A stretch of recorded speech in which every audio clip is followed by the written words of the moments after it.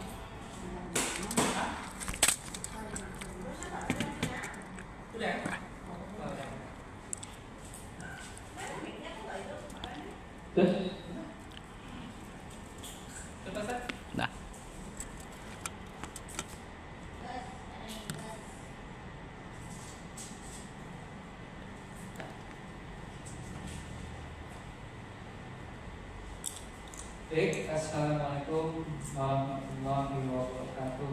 Waalaikumsalam warahmatullahi wabarakatuh. Alhamdulillah, puji dan syukur atas Allah yang mana kita bisa dalam kesempatan bisa bertemu kembali dan segmen tugas ya 237 asesmen 3 yaitu presentasi umpan balik dan refleksi. Pendidikan inklusif tingkat mahir kelas 1 Provinsi Kepulauan Riau Fasilitator Ibu Pini Hamdati SPD dan pengawas Kota Batam dan nama saya sendiri dan Dewan SPD dan langsung seperti dulu.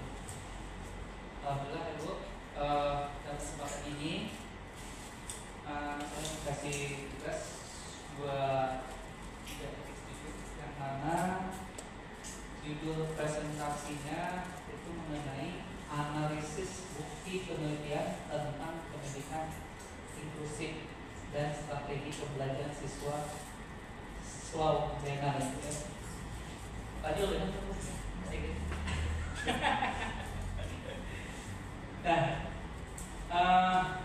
di sini saya akan jadi menganalisis bukti penelitian tentang pendidikan inklusif. Nah, tujuan presentasi yaitu menjelaskan hasil penelitian tentang pendidikan inklusif dan siswa lainnya ya, memberikan pemahaman tentang pentingnya identifikasi anak berkebutuhan khusus ABK di sekolah, dan selanjutnya menjelaskan strategi pembelajaran yang efektif untuk siswa lainnya, menunjukkan peran guru dalam observasi dan pendampingan siswa.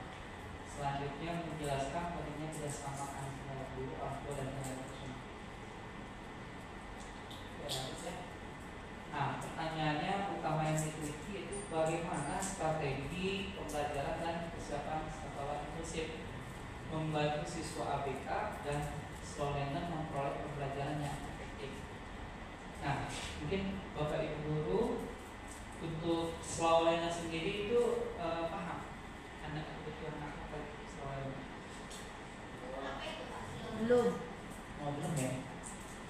Peserta didik yang memang dia selalu santai gitu.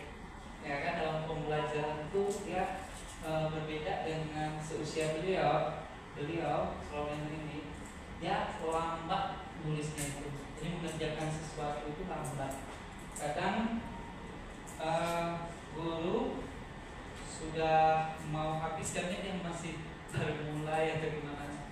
Nah, ini PR buat kita semua untuk jenis ABK dan semuanya.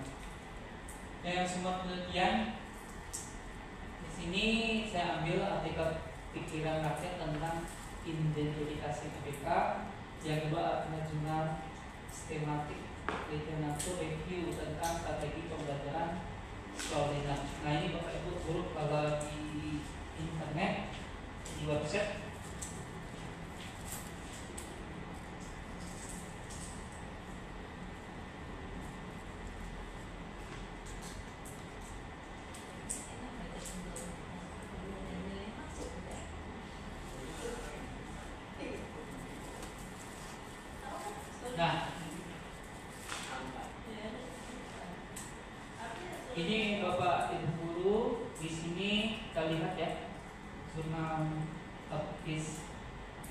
bertulis abstrak. Ini artikel tentang penelitian pendidikan dasar Universitas Sarjana Negeri Semarang. Tapi nggak keluar deh Pak. Nggak keluar di layarnya Pak. Nggak ada. Keluar. Oke, lanjut lagi ya.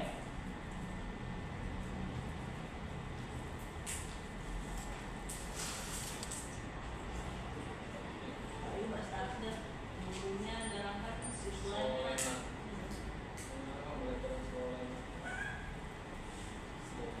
Tapi yang selalu lihat itu bukannya anak yang tak aku Pak.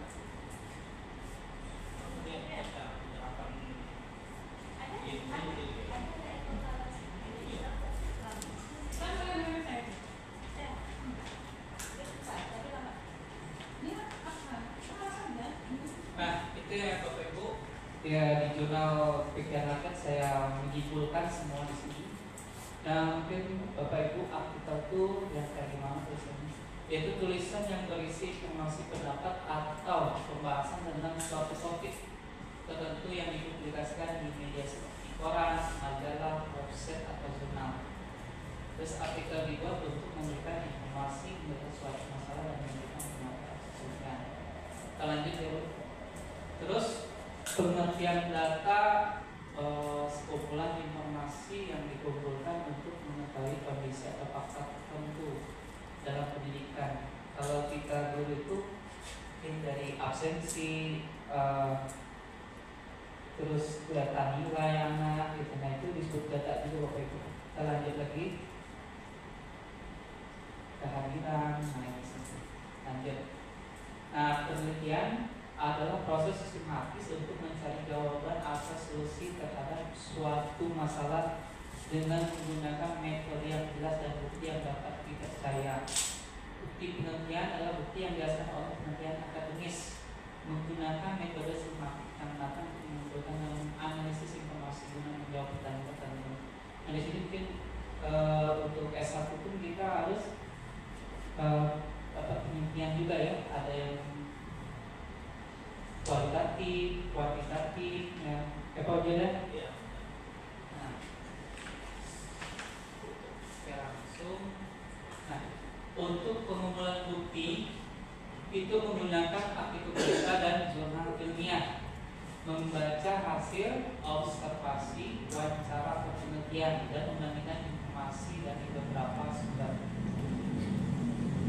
Evaluasi yaitu bukti penilaian menggunakan tes menilai koreksi dan koreksi ability, akurasi dan purpose, memastikan penerapan dan kepercayaan. Nah itu temukannya yang utama ya, yang artikel yang utama itu adalah sekolah masih kesulitan mengidentifikasi ABK. Jadi disebutkan di artikel di sana, di sekolah tersebut ada beberapa yang memang anak kebutuhan khusus, tetapi dari kebutuhan pegawainya ya, gurunya. Nah gurunya ini tidak ada yang merawatkan ya, maksudnya itu khusus lah, guru pendidikan khusus. Nah itu saya ini tak bisa ya dilakukan, tetapi karena ada aplikasi ini mewajibkan untuk ada guru pendidikan khusus. Nah, guru memiliki peran penting dalam observasi siswa dan dibutuhkan kerjasama dengan keluarga. Nah, ini artikel yang pertama. Tapi nggak keluar. Nah, di sini ya, di artikel sini banyak sekolah umum masih mengalami kesulitan dalam mengenali atau mengidentifikasi anak kebutuhan khusus. Nah, identifikasi ABK adalah proses mengenali siswa yang memiliki hambatan belajar, perkembangan, perilaku, komunitas atau kondisi tertentu yang membutuhkan layanan pendidikan khusus. Nah, mungkin Bapak Ibu guru di sini adakah yang sudah mempelajari tentang identifikasi ABK? Belum ya. Oh, udah sana. Ya. Soal kita ada beberapa orang guru yang akan melaksanakan di luar sana. Nah, untuk identifikasi itu kalau kita asesmen biasanya asesmen akademik kalau itu ya. Kalau untuk yang kalau kita masuk akademik, tapi kalau di ABK itu ada prosedur-prosedur Bapak Ibu. Selain dari asesmen akademik, itu ada yang namanya psikolog, terus dokter spesialis di bidangnya. Itu menentukan sekali bahwa anak itu berkebutuhan khusus. Nah, untuk kita yang ada emang ciri-cirinya yang berkebutuhan khusus, tapi orang tuanya masih belum bisa terbuka ya dalam mengenali nah saya normal, padahal kita sudah mempelajari dengan percakapan sehari dan berbeda dengan yang lain. Nah, itu mungkin dari kita seorang pendidik mungkin bisa ke orang tua ya, secara baik-baik, pelan-pelan dan sebagainya. Nah, itu terlalu susah. Okay. Ada contohnya, ada siswa yang lambat mengikuti pelajaran dan sulit fokus, dan sering menyendiri. Nah, di sini dikatakan bahwasannya ciri-ciri inklusif dalam beberapa sekolah itu tenaga ahli psikolog, ada guru pendamping, ya tadi ya, asesmen yang memadai. Lanjut lagi. Nah, guru lebih penting. Nah, di artikel ini ada dalam observasi siswa. Artinya guru berperan besar dalam memperhatikan, mengenali dan memahami kondisi serta perkembangan siswa. Guru adalah orang yang setiap kali berinteraksi langsung. Nah, hambatan dari kebutuhan khusus contohnya hambatan dari guru adalah kemampuan memahami pelajaran, cara siswa berbicara, berkomunikasi, kemampuan membaca dan menulis, waktu dan saat belajar.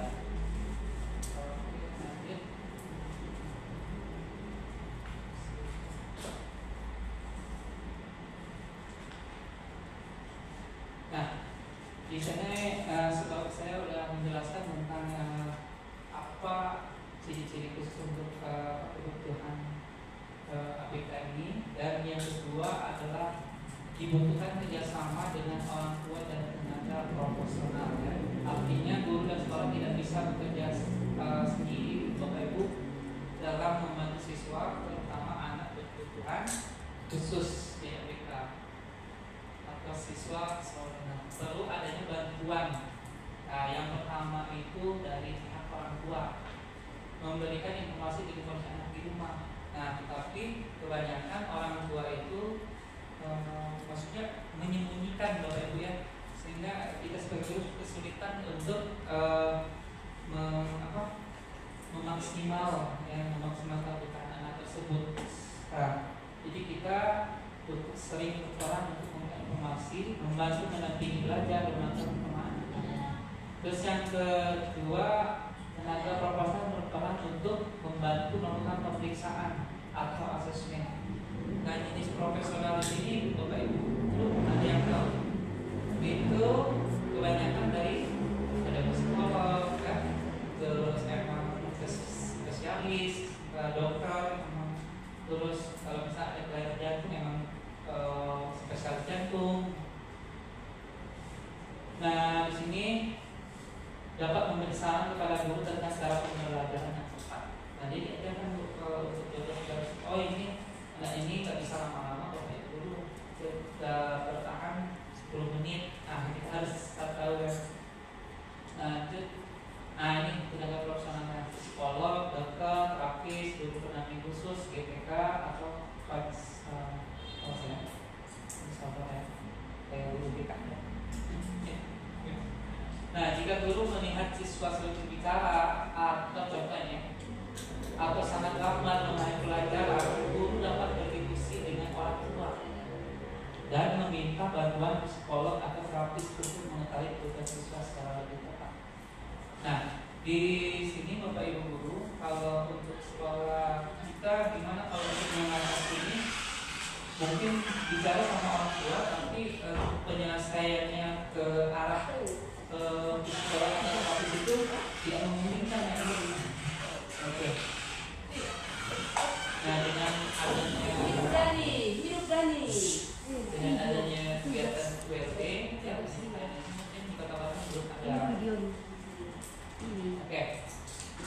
Nah itu yang artikel yang pertama ya, yang kedua strategi efektif untuk slow learner ya. Slow learner ini biasanya yang lambat ya Bapak Ibu ya, yang menangkapnya mungkin atau IQ-nya agak kurang juga, kurang memahami tentang pelajaran, tetapi dengan adanya media visual ya tentang pelajaran saya di fokus, mungkin yang biasa pun ya anak yang dia yang studi yang biasa normal itu mungkin senang juga ya. Nah, apalagi anak yang sekolah. Pusat pengulangan materi, kita pengulangan materi berkali-kali memberikan anak itu suatu pengarahan, tetapi mungkin belum menerapkan terus pendekatan individual. Nah ini sini dan pembelajaran bertahap. Lanjut. Nah ini sudah dijelaskan pengulangan materi. Contohnya mengulang penjelasan perkalian di beberapa pertemuan. Guru meminta siswa membaca kembali materi bersama-sama untuk latihan soal. Kalau individu di sini, guru membantu siswa belajar suatu saat mengerjakan tugas, memberikan soal yang lebih sederhana kepada siswa yang kesulitan belajar. Ya, terus cara mengajarnya membantu siswa belajar sesuai kemampuan. Nah itu ya, itu sudah pada jelas Bapak Ibu ya, yang individual. Nah, pembelajaran tahap ini adalah mengajarkan sedikit demi sedikit dari materi yang mudah ke materi yang lebih sulit. Contohnya saat belajar membaca, mengenal huruf. Kadang kita punya anak statistik yang saat membaca itu mengenal huruf pun kalimat sebelum huruf pun masih diulang-ulang Bapak Ibu ya. Nah, itu salah satunya ciri slow learner ya. Terus ada nanti dampak praktik mengajarnya terhadap guru perlu lebih fleksibel dan kreatif. Ya, ini. Terus yang kedua, pembelajaran harus disesuaikan dengan kebutuhan siswa. Nah ini cara-caranya untuk menghadapi strategi untuk pembelajaran slow learning ini. Guru perlu menggunakan strategi pembelajaran. Nah, guru fleksibel dan kreatif artinya guru mampu menyesuaikan cara mengajar dari kebutuhan. Contohnya memberikan waktu tambahan kepada siswa menjelaskan materi dengan cara berbeda jika siswa belum paham, menjelaskan tugas sesuai kemampuan. Oke ya, contohnya kreatif itu Bapak Ibu guru menggunakan gambar video. Nah untuk SD 010 alhamdulillah fokus sudah semuanya ya. Dan itu bisa menggunakan gambar video.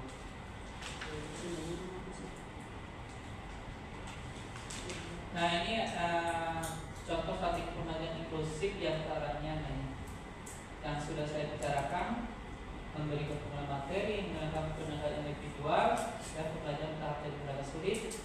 Dan tujuan strategi mempelajari inklusif itu membantu siswa mempunyai pelajaran dan kelas yang asik dan nyaman, meningkatkan kepercayaan diri siswa. Dampak terhadap pengembangan sekolah Bapak Ibu. Yang pertama, sekolah perlu meningkatkan layanan inklusif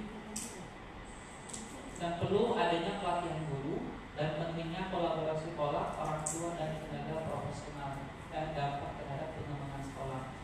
Nah, sekolah perlu meningkatkan layanan inklusif, jadi untuk sekolah kita alhamdulillah ada guru pelaksana yang sudah pelatihan untuk inklusif. Bisa jadi guru-guru lain bisa untuk memanfaatkan rumah pendidikan Bapak Ibu ya, dan dibaca di sana masih ada tingkat dasar untuk kegiatan inklusif. Mungkin Pak Yanda sebagai wakil bisa berkoordinasi sama guru-guru yang lain untuk mengikuti kegiatan inklusif Bapak. Nah, terus perlunya pelatihan guru juga. Terus pentingnya kolaborasi sekolah, orang tua dan tenaga profesional. Nah, kita belum mampu mengandalkan tenaga profesional ya. Terus kalau untuk ke sekolah pun harus